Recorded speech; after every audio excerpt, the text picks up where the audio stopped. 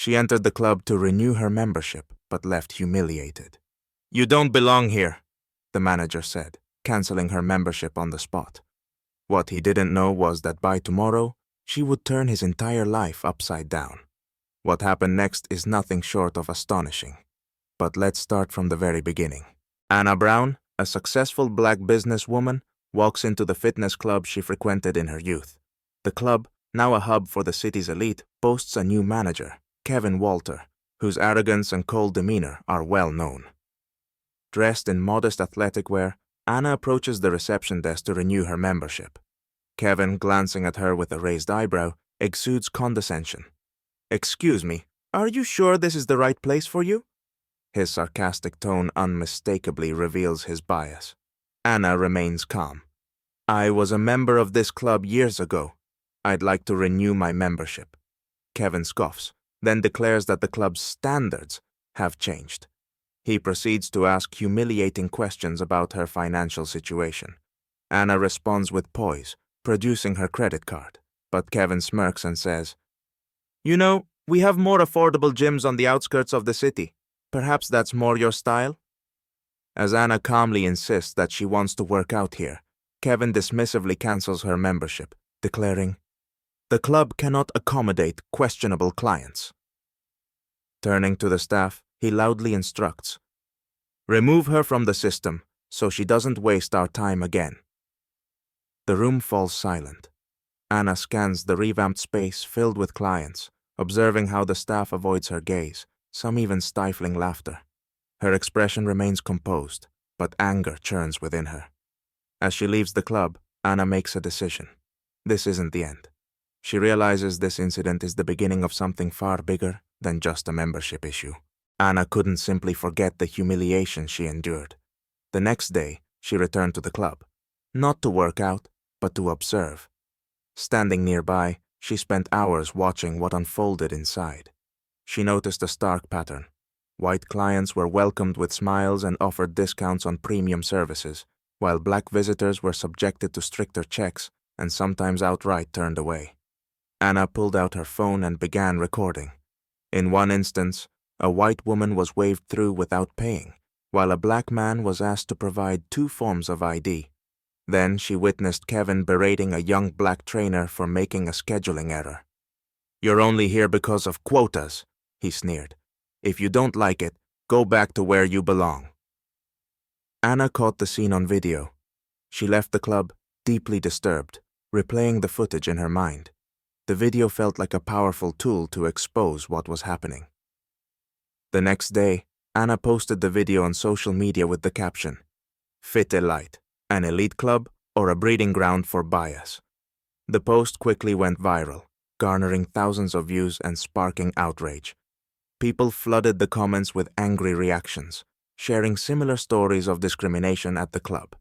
Kevin noticed the growing backlash, but instead of addressing the problem, doubled down on his oppressive behavior. He threatened his staff with termination, demanding their silence. "This is just another scandal," he said dismissively. "It'll blow over in a week." Meanwhile, Anna began receiving messages from former employees of the club. They shared shocking details about the club's internal policies, confirming that Kevin had long been turning it into a place reserved for the privileged few. By evening, her post had caught the attention of journalists, some of whom commented, asking for interviews and more information. Anna realized this was the beginning of something much larger. After Anna's video went viral, Fit Elite found itself in the center of a firestorm. Social media exploded with outraged comments and personal accounts from other clients who had faced discrimination at the club. Local news outlets began covering the scandal, with journalists pressing the club for answers about its internal policies. Despite the growing backlash, Kevin Walter maintained his arrogance, dismissing the situation. "This is just temporary noise. It'll die down once people find something else to talk about." But the controversy only intensified. Anna continued to take action, gathering a small group of affected clients and former staff members. They met at a local cafe to share their experiences, each recounting stories that further exposed the discriminatory practices of the club. One former trainer revealed, "Kevin explicitly told us who to let in and who to turn away. If a client didn't look wealthy enough, they weren't welcome. Anna documented their accounts and handed the evidence over to the press. The story grew into a full-blown scandal, far beyond anything Kevin had anticipated. Meanwhile, tensions rose within the club. Kevin, feeling the pressure, tightened his grip on the staff, threatening them with termination for any misstep. If any of you talk to the press or side with those complainers, you can hand in your resignation immediately. However, cracks began to form in the atmosphere of fear. The young trainer Kevin had humiliated in front of the entire gym approached Anna and shared his experience of bias and mistreatment. Anna included his story in the growing dossier she was building for the media. A week later, Anna received an unexpected call. On the line was a representative from the legal department of the company that owned Fit-A-Lite. His tone was anxious. "We understand that this situation has attracted a lot of attention. We'd like to meet with you to discuss a possible resolution." Anna agreed and arrived at the meeting in a sharp business suit, exuding confidence. Seated at the table were the legal representative and the regional manager for the chain of fitness clubs. They began with placating remarks. "We acknowledge that there may have been misunderstandings and we'd like to find a compromise. Perhaps we could offer you a free annual membership or—" Anna raised her hand, stopping them mid-sentence. She reached into her bag, pulled out a folder of documents, and placed it on the table. Looking them directly in the eye, she said, "I don't think you fully understand the situation. 3 months ago, I acquired the rights to this building and the entire business. Your manager Kevin works in my club." The room fell silent, tension thick in the air. The legal representative's expression shifted dramatically, while the regional manager stammered in disbelief. "You're the owner?" Anna nodded with a slight smile. "That's correct. Now, we're going to discuss how to clean up this mess." After a brief exchange, Anna rose and left the room, leaving the company representatives stunned. Her confident footsteps echoed down the hallway. As she reached the exit, she turned and delivered a final remark. "I expect your manager in my office at 9 a.m. tomorrow. We have a lot to discuss." Outside, her phone buzzed with a call from a journalist. The story was already on the front pages, with the public eagerly awaiting what would happen next. Anna realized that the upcoming meeting would be the climax of this battle. The next morning, Anna arrived at Fit-A-Lite precisely at 9 a.m. Dressed in a sharp business suit, she exuded confidence. The conference room was filled with club staff, journalists, and even a few curious clients who had heard whispers about the events unfolding. The tension in the room was palpable. In the front row sat Kevin Walter, his face stern but confident. Anna stood before the gathered crowd and began, "Good morning. Today we close one chapter in this club's history and begin a new one. For those who are unaware, I am Anna Brown, the new owner of Fit-A-Lite." The room fell silent.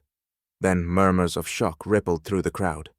Kevin straightened abruptly in his seat, his face draining of color. "What kind of joke is this?" he muttered. Anna turned to face him directly. "No joke. From this moment forward, I am responsible for everything that happens in this building." She pulled out the ownership documents and placed them on the table in front of him. Journalists captured every move. Anna then proceeded to display a series of video recordings taken over the past few days, showing Kevin berating employees and discriminating against clients. She narrated each clip, dismantling any possibility of denial. "This isn't just a series of mistakes, it's systemic discrimination that you have perpetuated for years." Realizing the situation was spiraling out of his control, Kevin tried to defend himself. "This is all fabricated. These recordings prove nothing." But Anna cut him off. "They prove more than enough to show that your actions are incompatible with the values I intend to bring to this club. Kevin, you're fired." For a moment, the room was silent. Then, applause erupted. The staff, who had long been silenced by fear, now openly expressed their relief. Anna continued. "Today marks the beginning of a new chapter. Fit-A-Lite will become a place where every client and employee feels respected and valued." After the meeting, Anna spoke with the gathered journalists, emphasizing the importance of addressing discrimination and building inclusive environments. Her words struck a chord, and the story quickly spread across news outlets, garnering widespread public support. By the end of the day, Anna walked through the gym, where trainers and clients worked side by side, free of fear and prejudice. The young trainer Kevin had humiliated approached her hesitantly. "Thank you for giving us hope again." Anna smiled, a deep sense of fulfillment washing over her. Justice had been served, and the club was no longer just a business. It was now a symbol of how systems could and should be changed for the better.